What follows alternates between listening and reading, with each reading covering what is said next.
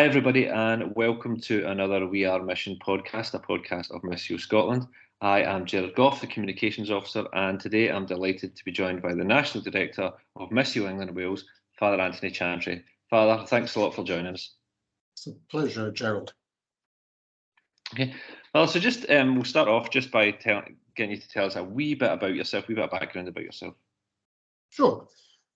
Born in London, I went to an Anglican school, and the chaplain there, he was quite influential. But my family, I'm an only child. My parents were non-practicing Anglicans, I suppose you'd say that. They weren't anti, they weren't for, but not really, wasn't part of the home scene. But at school, I sort of took an interest. I was sort of in the school choir, and I got confirmed at school as an Anglican. And I finished when I was 17 after A-levels, and then I went to study for hotel management. Right? Yes, hotel management. So I was there for, it was a 3-year course, and I only finished, I left halfway through because I wanted to become a priest. I probably should have finished it and then done that afterwards, but there we are. When you're young, you want to get things done very quickly, and lack of patience made me leave halfway through. So I was thinking during my course, and I was enjoying it, but I just got this feeling inside that I should explore the possibility of becoming a priest. And in order to think about that, to test it, if you like, to discern, I decided to go to Cape Town in South Africa. I knew an Anglican priest who had worked there, and he recommended that you could go and work in a parish, stay in a parish, see what's going on, see what a priest does, etc. So I said, yeah, why not? So I went to Cape Town, and I was there for about 3-4 months, actually, and I was working in a place called District 6. Of course, that was during the horrible days of apartheid.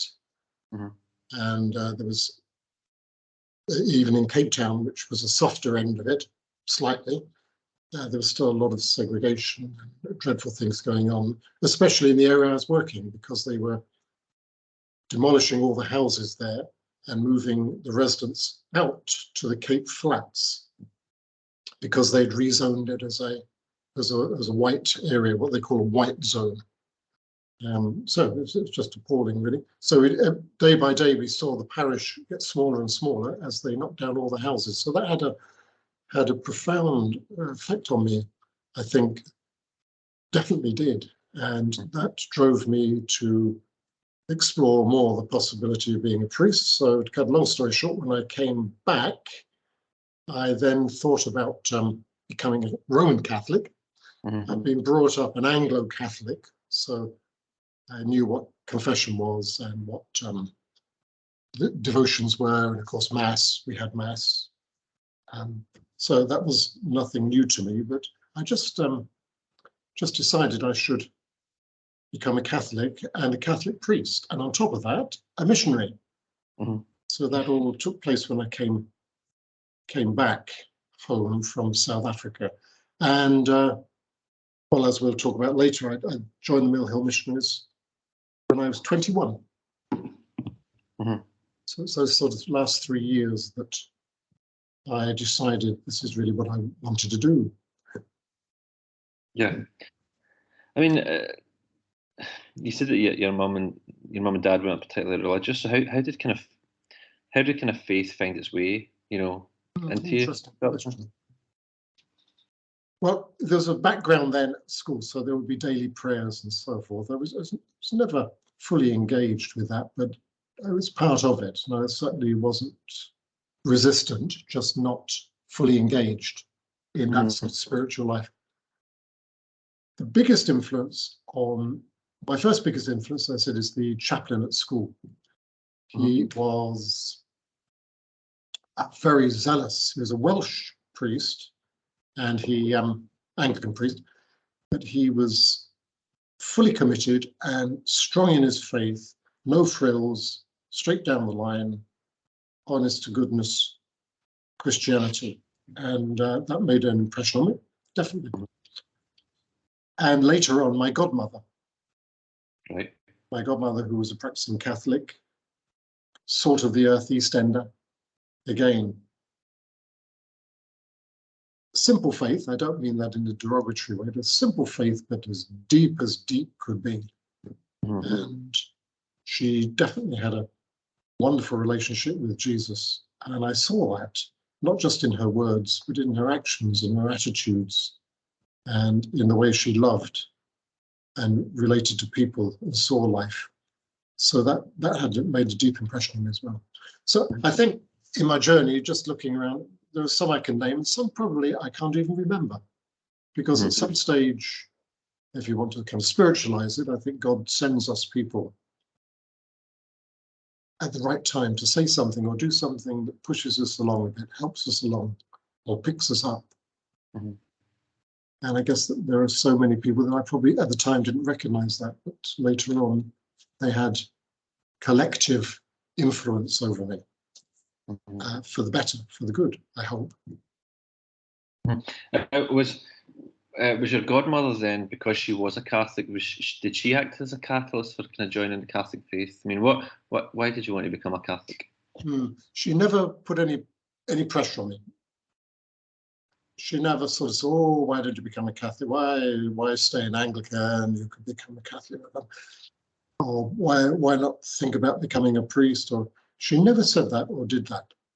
I'm almost sure. I don't remember that at all. I certainly don't remember any sort of pressure being put on me to do either of those things.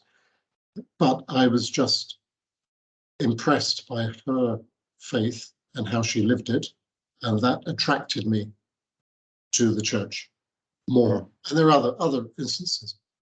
I think the big thing is why I became a Catholic. To be honest, it wasn't over doctrine, because we already had that, the basic doctrine of the Catholic Church. But it was just, when I went into a Catholic church, I just felt at home. Okay. Just felt at home. This is where I belong. Wherever it was, whether it was in central London or abroad or anywhere, I just felt this is where I feel at home. And I didn't always feel that in Anglican churches. And that's not to say anything bad about Anglican churches or Anglican people. It's just different. Yeah. And I'm just happier where I am now. Never have I regretted becoming a Catholic. But I'm very fond of the Anglicans and what they still try to do. And I think that was what really attracted me, was just feeling this is where I should be. I'm at home here, and I want to become a priest and a missionary. So why then? Why the Mill Hill Fathers? Yeah, well, you see, I decided to become a priest, so I started instruction for that. Then I explained to the priest who was instructing me, well, I'm also thinking about becoming a priest, and I'm thinking about being a missionary. So he said, why don't you go and visit St. Joseph's College, Mill Hill, meet a few missionaries, chat with them, tell them what your feelings are about becoming a missionary, see what happens. And I still remember the very first day, I crossed the threshold of St. Joseph's College. There'd probably be, in those days, about 50 students there from all over Europe. And a lot of priests who were active there in one way or another, and some semi-retired priests. So it was quite a large community. And I sort of moved around. I stayed the weekend there. I think it was a long weekend. And just talked to a lot of people and saw them and discussed things. I thought, this is wonderful. Again, this is where I want to be. Now, what I should have done is to go around all the missionary groups and go to the White Fathers and the SMA and the Comboni, all very good groups, but I didn't feel the need. I just felt this is where I should be. And indeed, I then later that year went to Holland for the first part of my training at seminary and never again regretted joining Mill Hill Missionaries.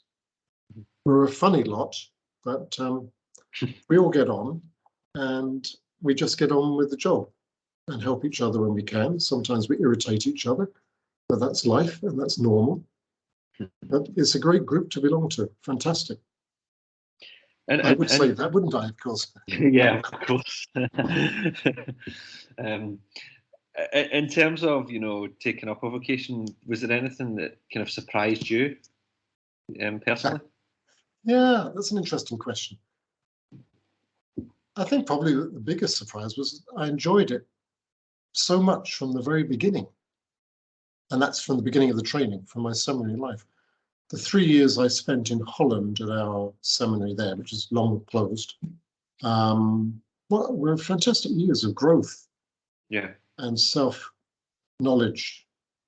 And I just enjoyed it. I enjoyed the people there, people I would never have met anywhere else, characteristic of all my life, actually, meeting people I've never, ever have met, lived with, talked to at any deeper level than just passing time of day. It was just a wonderful experience. So the surprise was perhaps I enjoyed it so much. And I guess the other surprise, I don't want to sound too conceited, but I said, yeah, I can do this. And, when you want to become a priest, or probably any vocation or any job, you might be, can I really do this? Is it for me? How will I manage? All those kind of normal questions. And I discovered actually I could manage very well. And on occasion, very well. So there are probably two surprises. I enjoyed it so much and I could do it. At least that's what I say. You have to ask other people whether that's true, of course. In terms of the kind of the term itself, what does vocation mean to you? Well, yes, I think my understanding of it obviously has developed and evolved over the decades. I think in my early days, I had a sense that God was, from my point of view, God was calling me directly. Saying, Tony, I want you to be a priest and a missionary and go to Mill Hill. And I'm sure that was partly true, but I think it's more profound than that. As you know, theologically, of course, baptism is the only vocation. When we are baptized, we are called to follow Jesus Christ. That's the vocation. That's the vocation.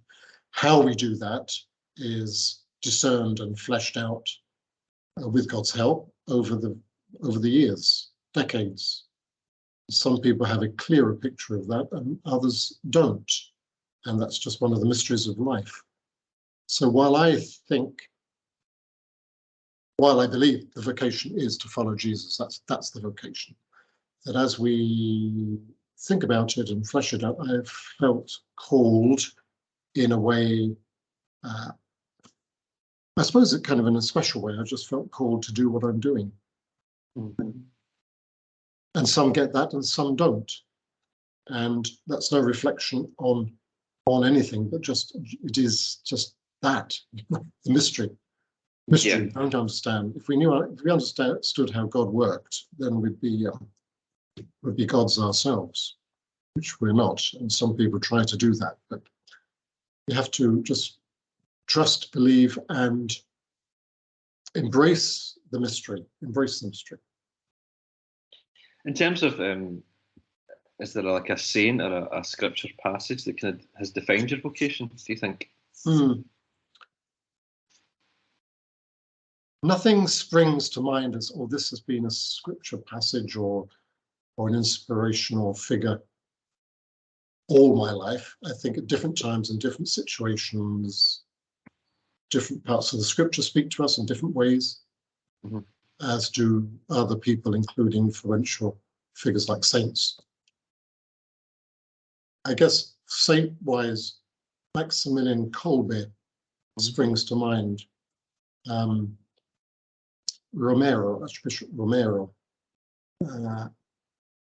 Mother Teresa, they're sort of obvious figures, but I guess what they have in common is that they stood up to injustice, that they did something about injustice.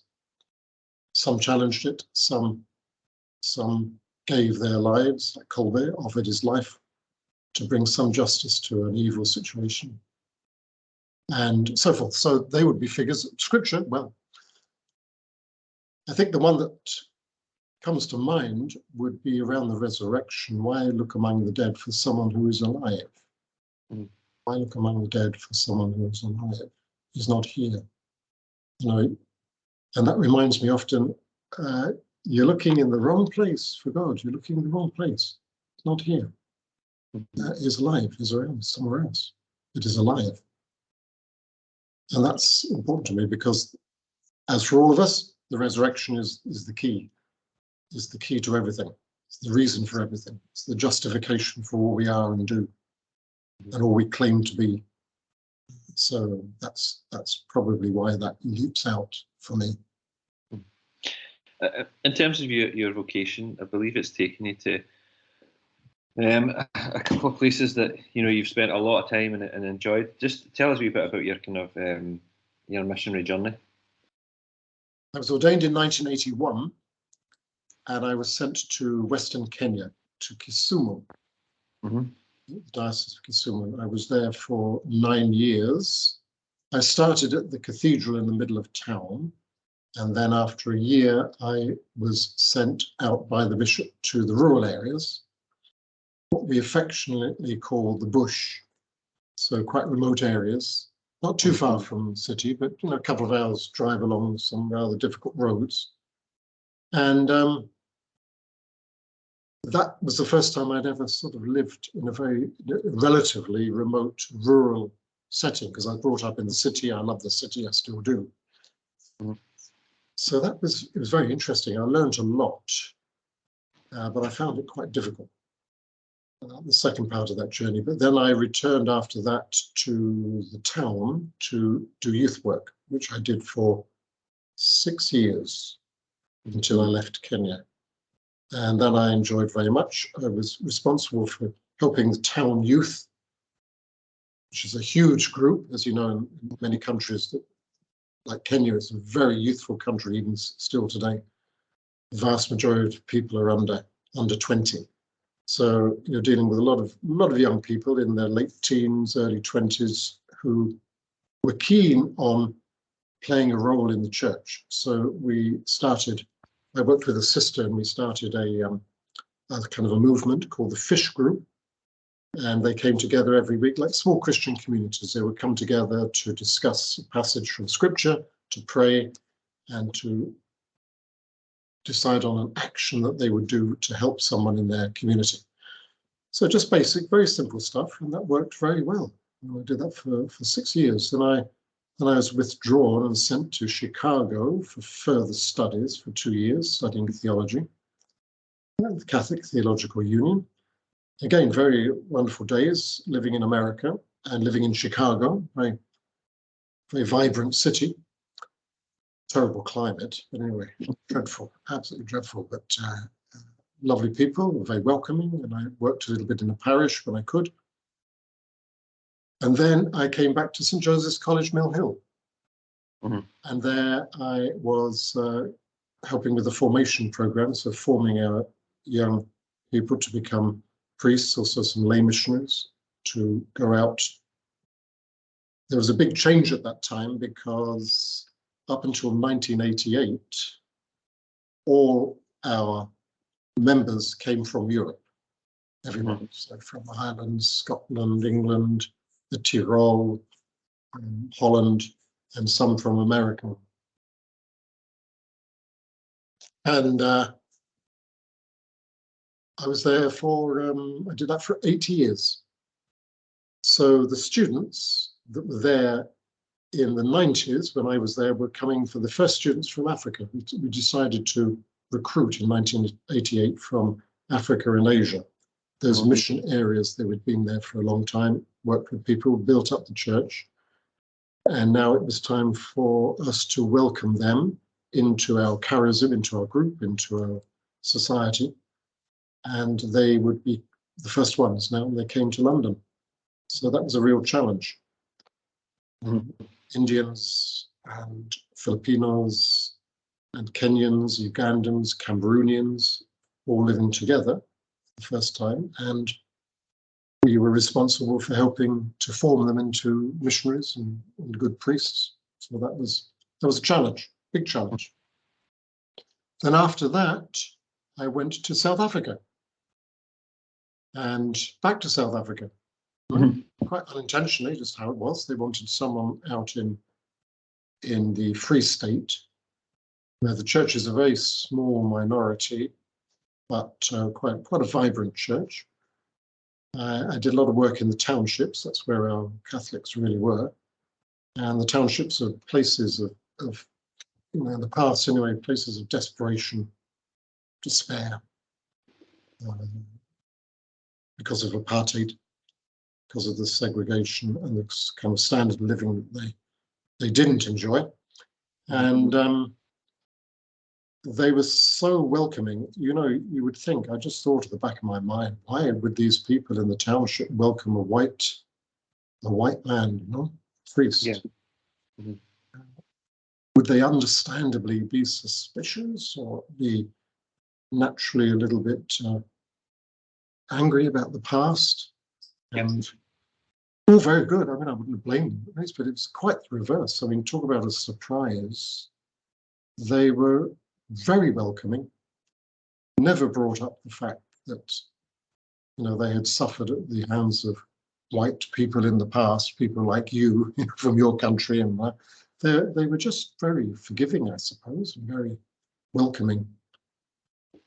As I found actually all through my ministry, both in Kenya and in South Africa, where I lived and worked, but also in the many visits I've had to all over the world as a Mill Hill missionary, and now also as national director. And on the whole, people are just very hospitable and very welcoming. Yeah.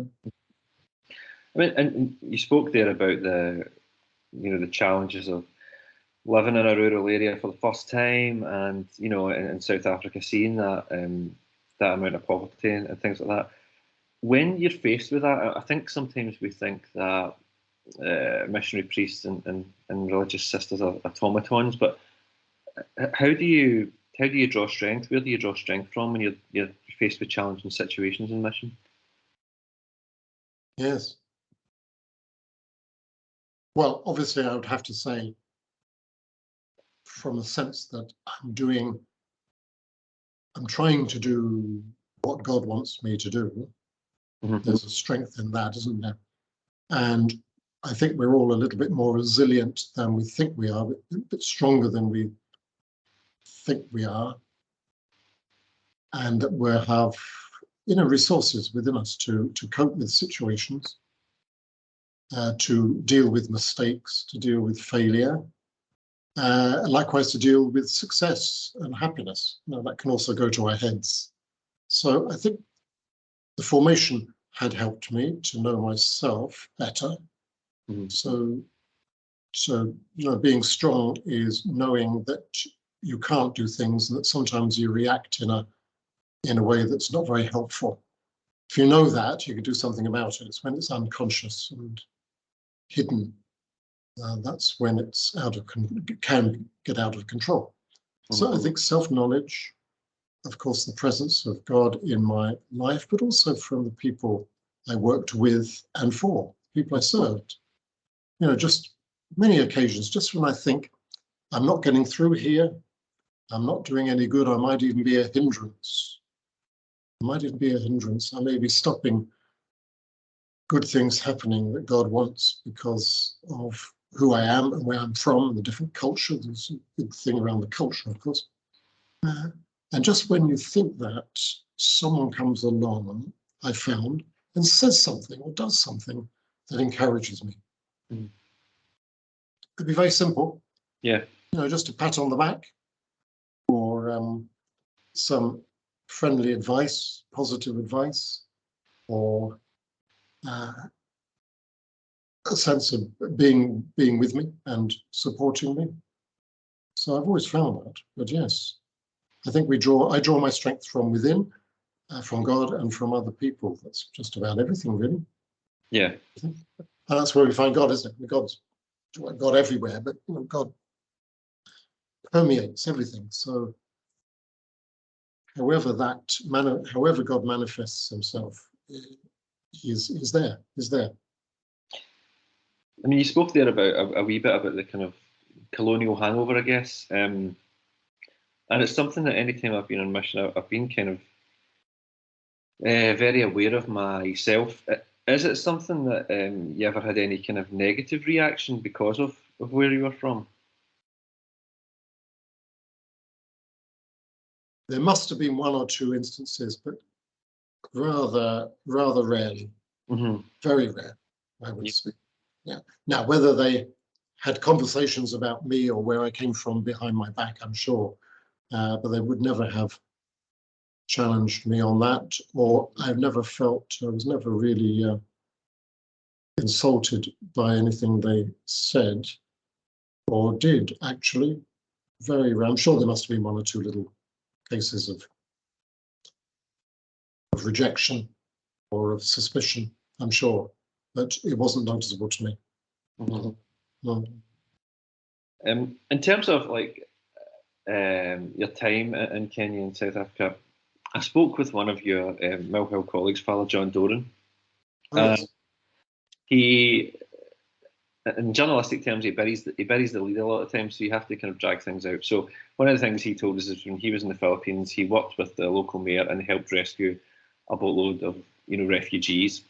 So there's always like brilliant missionaries always have brilliant stories and memories and things like that. Do you have any kind of standout memories or stories from your time in Kenya and South Africa?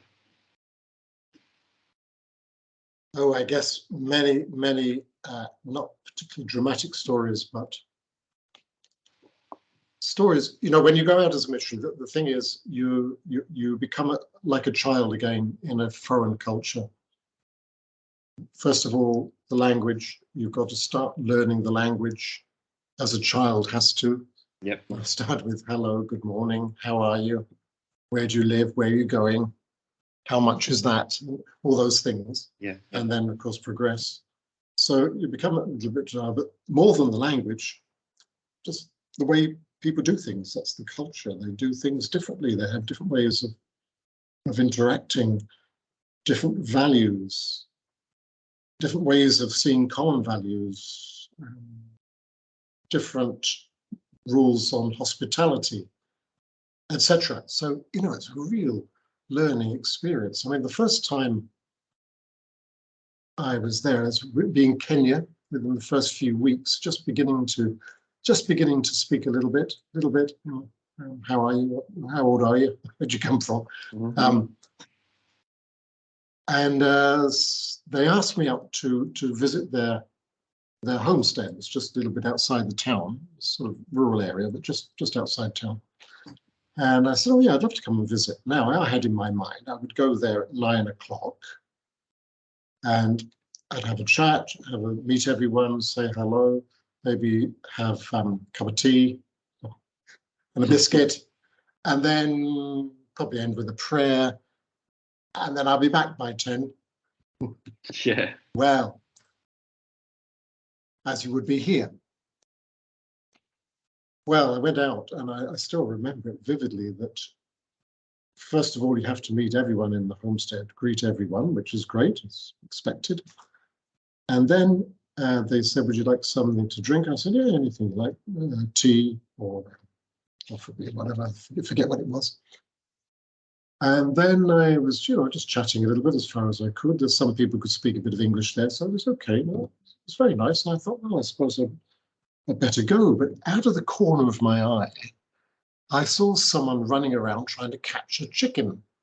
And the chicken was literally running for its life.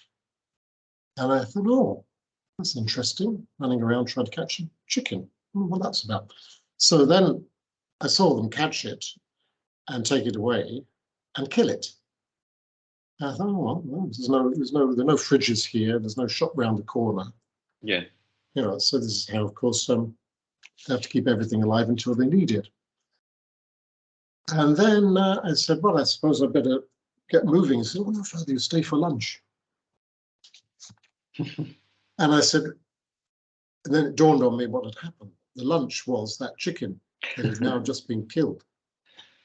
And I thought, my goodness, this is going to be a long, long visit. And yes, it was, because it took 2 or 3 hours to cook everything. Mm-hmm. And by the way, killing a chicken for a guest is quite a sacrifice. These people were not wealthy. Yeah, of course. It was a real sacrifice. But I was there. I think I got away at about 3 or 4 in the afternoon, the whole day there, whole day. And that's how you do it. You cannot drop in for 10 minutes, an hour, and run away, unless you know someone really well. Yeah, yeah. So that sort of lesson was happening all the time. And of course, lots of stories around that, and I still probably forgotten many of them. But it's just a learning experience, and you learn not by making mistakes, but just by being a bit open to what's going on. And if you're going to do something in a day, just do that and see what happens, because you can't plan your day there as you can here, at least not at that time. Yeah, I mean, so having had quite a lot of experience in the two countries, like, what would you say are the most important qualities that or characteristics that a missionary must possess? Right. Well, I think humility.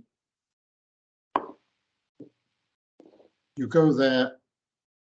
Someone's described mission in a different culture as going into someone's garden.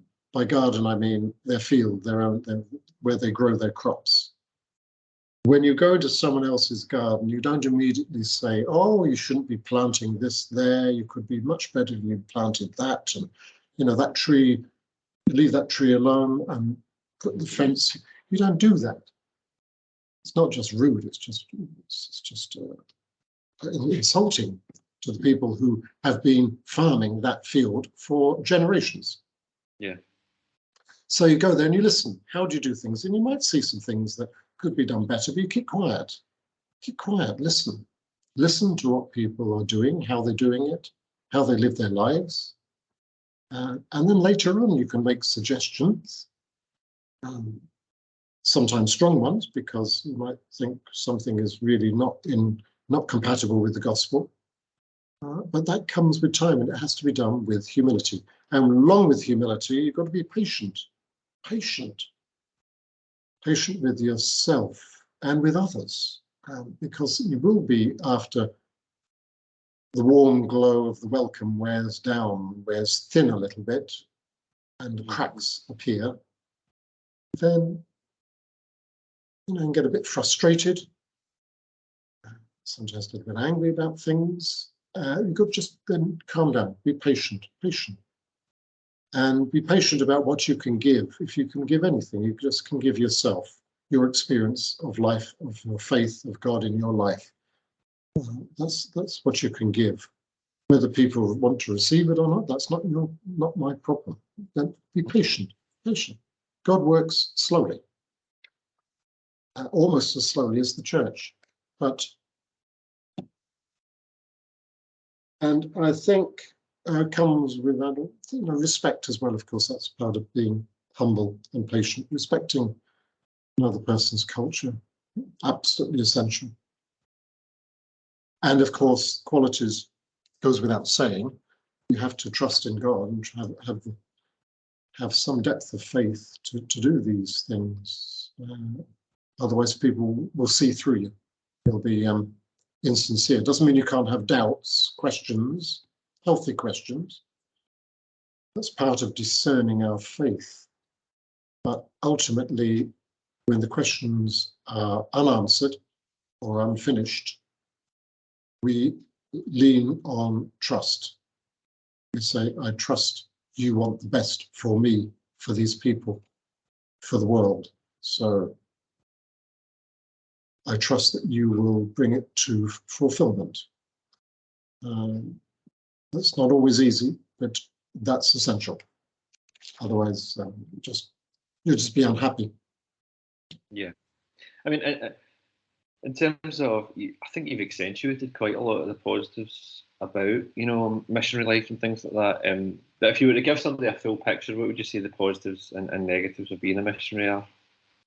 Oh, that's easy. I think the real positive is that you go to places and meet people you would never have had a chance to to see or interact with, particularly people, not just about sightseeing. That's a very pleasant kind of side of it. You go to a new country and see wonderful things. But the most wonderful thing that you will see is real contact with real people. Yeah. And meeting people that as a tourist, for instance, you'd never get near. Yeah. Seeing how people live, being with them in their struggles, helping them when you can. And by the way, being helped by them when we need it. Developing real friendships and being often brought into people's lives, their family life, which you would never have an opportunity normally. Mm-hmm. And doing that multiple times. People have, my experience is people have a tremendous respect for the visitor. The visitor is a blessing in many parts of the world.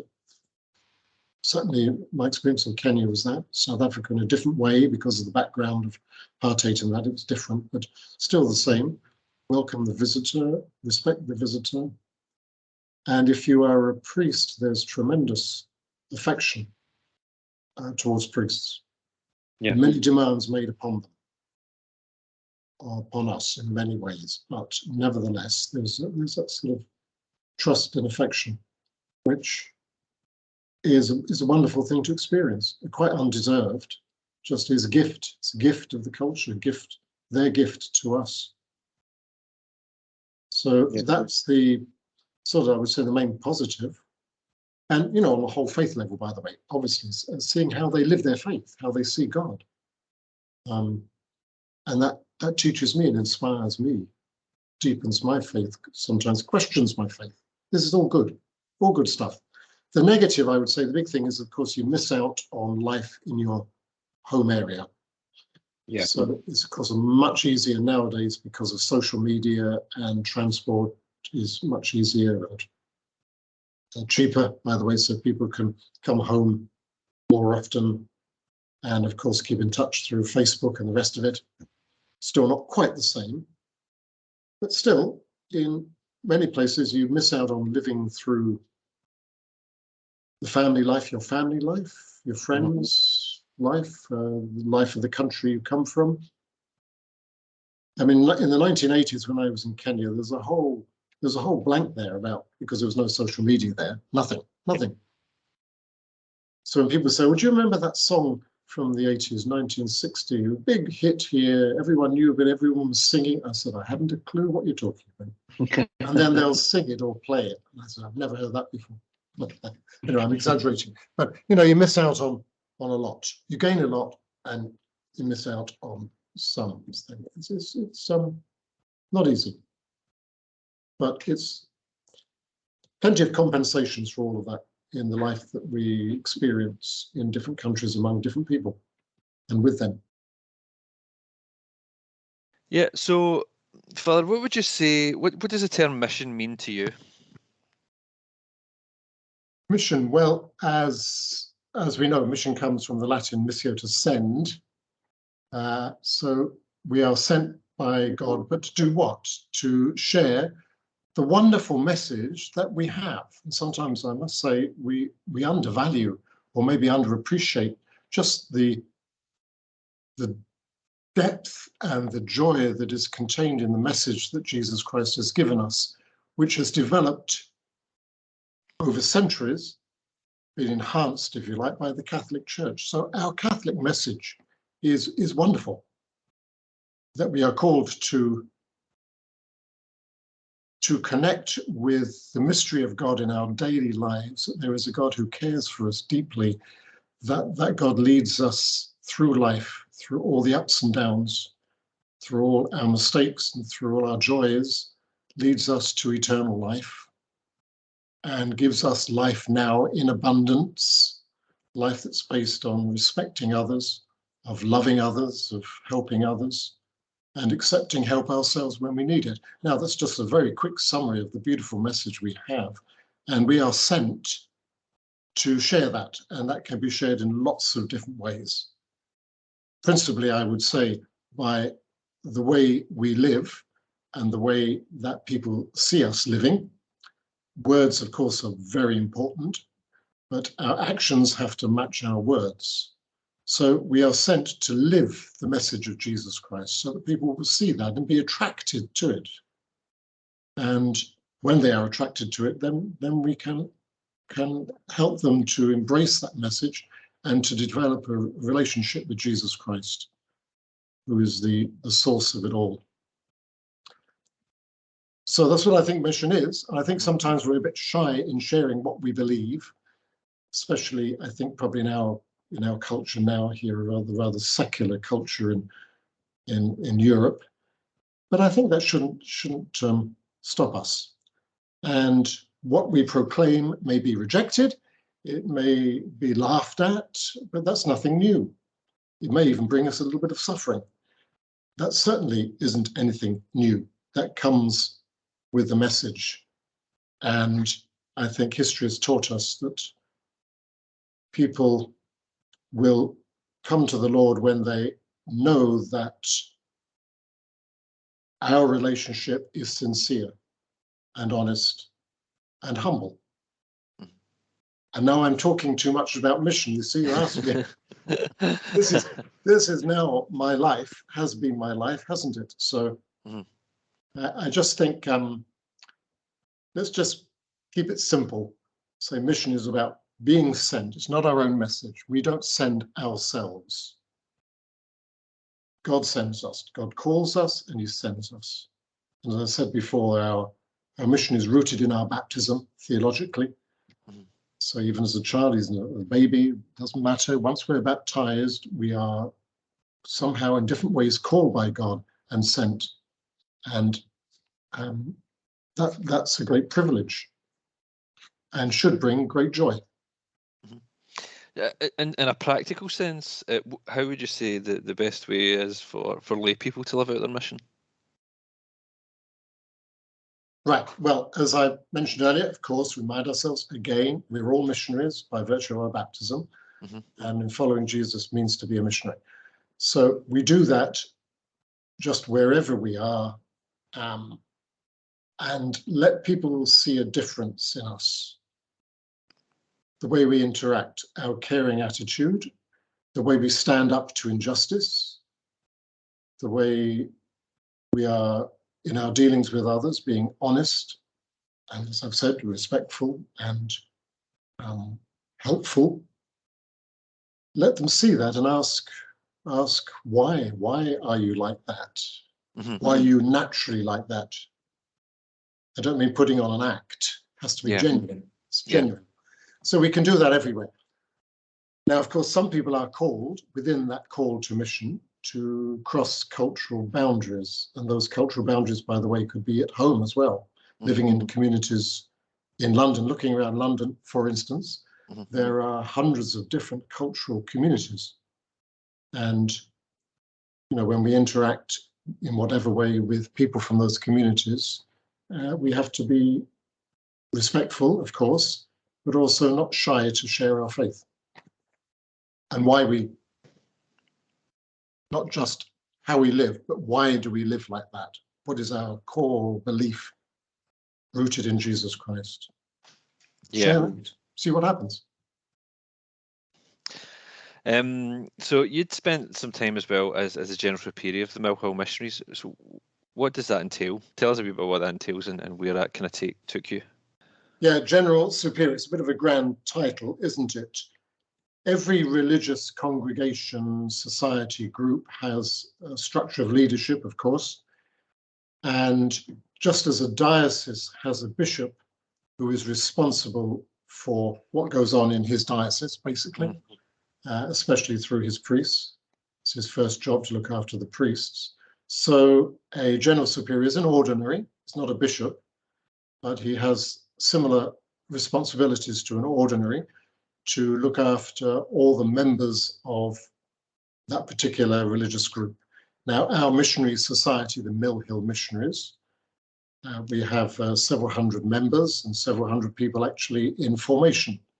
So as General Superior, I would have been responsible with the help of, consultation with and collaboration with the General Council, which will be 3 other people elected with me to govern the society and to be responsible for all the members.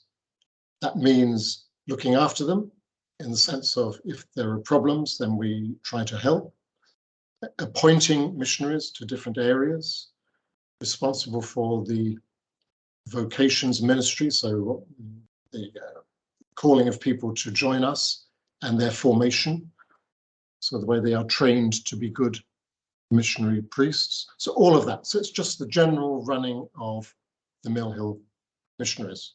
So that actually took me happily.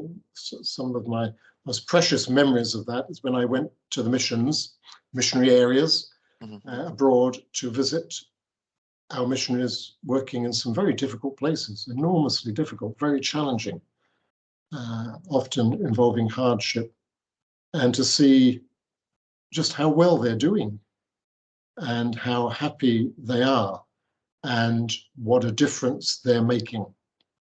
So that's sort of the joy of it. There's a fair amount of administration involved as well, but that's unavoidable and necessary.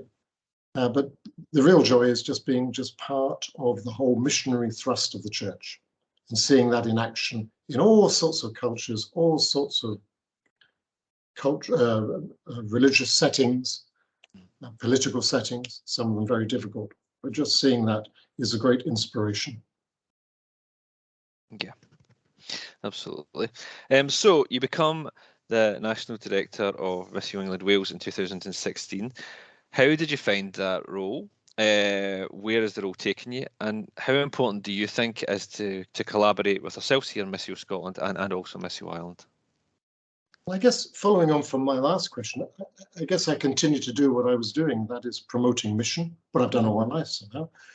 Promoting mission, encouraging mission, understanding it in different contexts. My present role, of course, has taken me to countries where we don't have Mill Hill missionaries, where we have other missionaries. So now my role is kind of a little bit expanded in that way. So I've been to very interesting places like Mongolia. You know, I would never have gone to Mongolia. It's the youngest church in the world.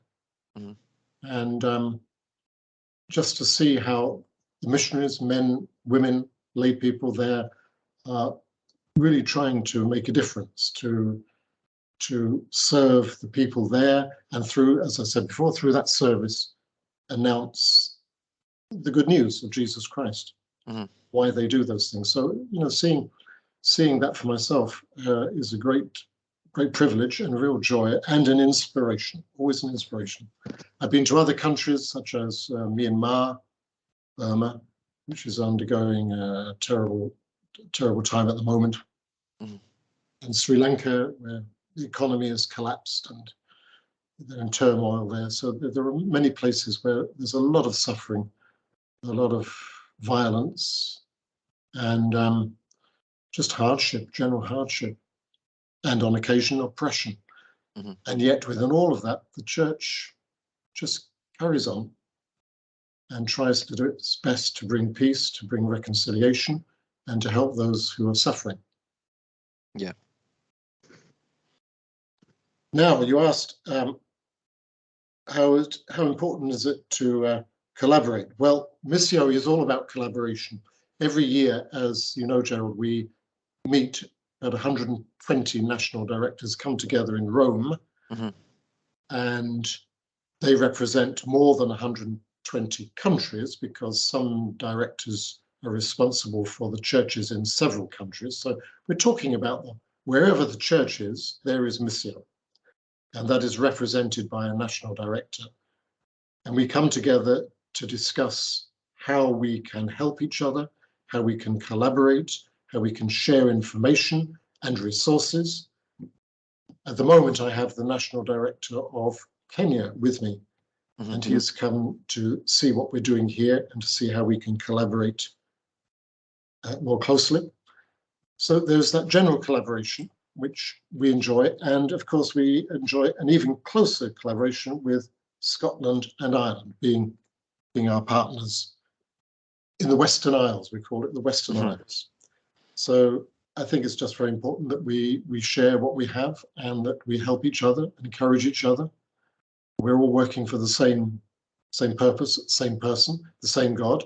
So let's do that together. We're stronger together. Divided, Absolutely. we are weaker. Always. Absolutely. In terms of, so you've been obviously in among the African church and things like that. How does the kind of situation of the church in England and Wales differ from some of the countries you've been in? Yeah, it's a good question. I think in general terms, remember in Europe, the church is centuries old and has gone through all sorts of different testing times. I guess our greatest challenge, I wouldn't say threat, but a real challenge here in Europe is secularization, where somehow God is being pushed out of society and of daily life. I think that's just a challenge for us to find ways to bring God back into the lives of people. If you go to Africa, and I know Africa probably better than Asia, but I've been around Asia quite a lot, there is absolutely no question there is a God, and God is present, and people like to talk about God. Mm-hmm. So you can always talk to people, assuming, which is 99 times out of 100, that the person you're talking to has at least a root understanding that there is mystery, that there is God, and that God may not be seen in the same way that we see God as Father, but there's that Creator God who is ruling the universe. So you've got a good starting point. Mm-hmm. The churches in Africa and many in Asia are vibrant. That means you will find more young people in the churches than old people, which is sort of the reverse here.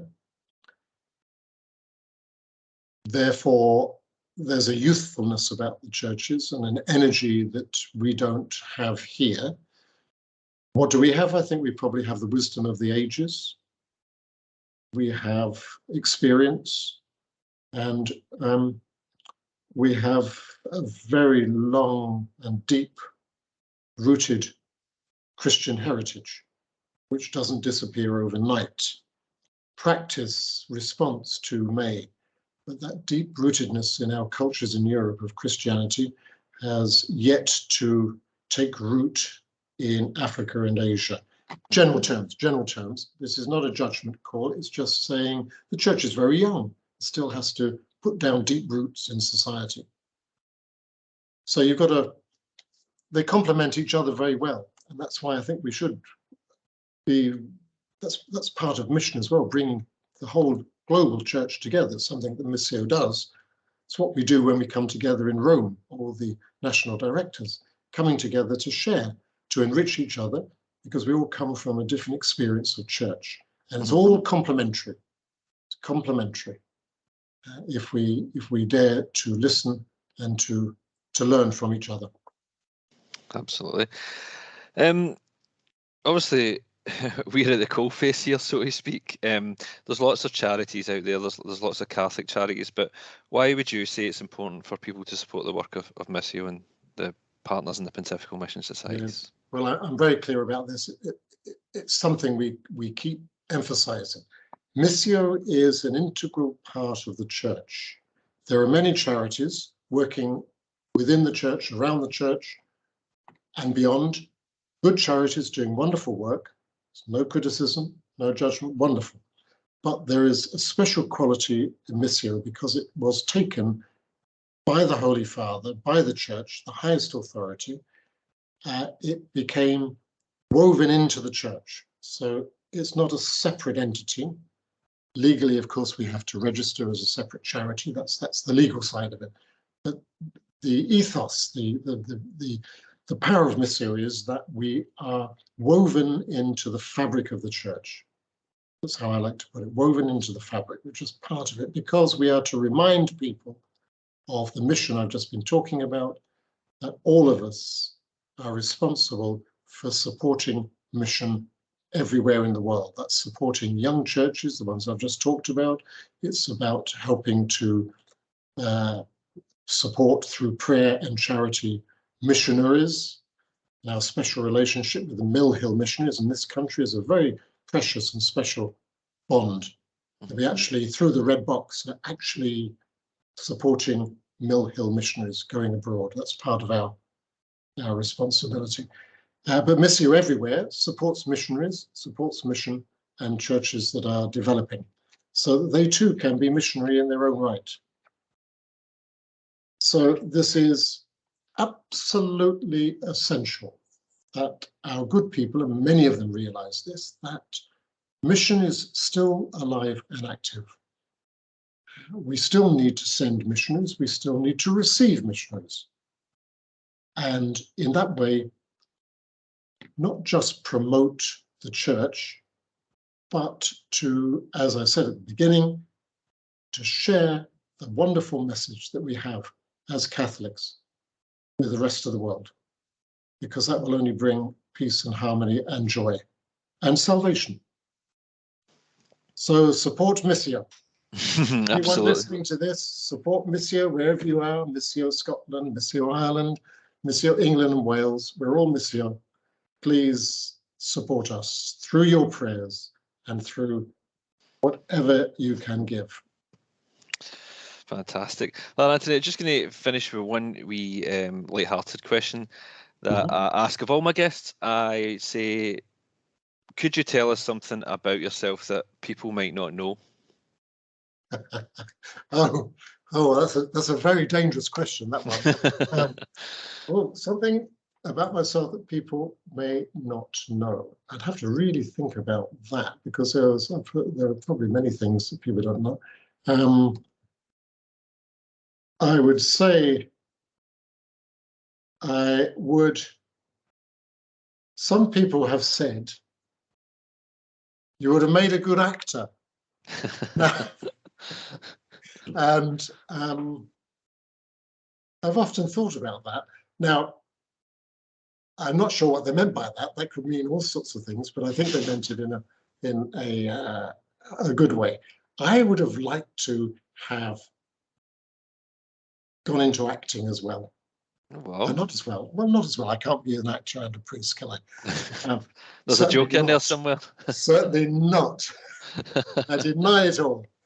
But I would have probably liked to have got into acting. I could have done some amateur dramatics. I did at school and that, but it was an interest that I had.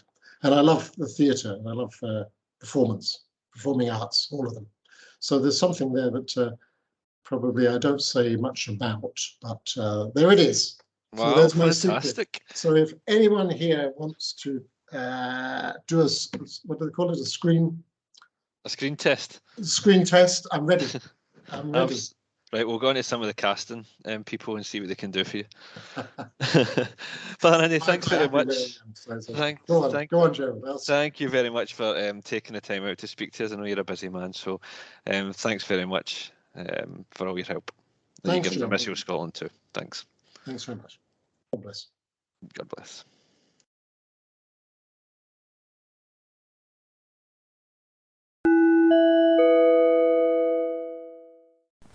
Missio Scotland is a Scottish branch of the Pontifical Mission Societies, the Pope's official charity for overseas mission. To learn more about the work of Missio Scotland, you can visit our website www.missioscotland.com. You can like us on Facebook, www.facebook.com/Missio Scotland. You can also follow us on Twitter, Missio_Scotland, and on Instagram, Missio Scotland. If you would like to donate to Missio Scotland, visit www.missioscotland.com/donate. You can also call us on 01236 449 774 or send donations to Missio Scotland, 4 Laird Street, Coatbridge, ML5 3LJ. Please keep us in your prayers. Thank you and God bless.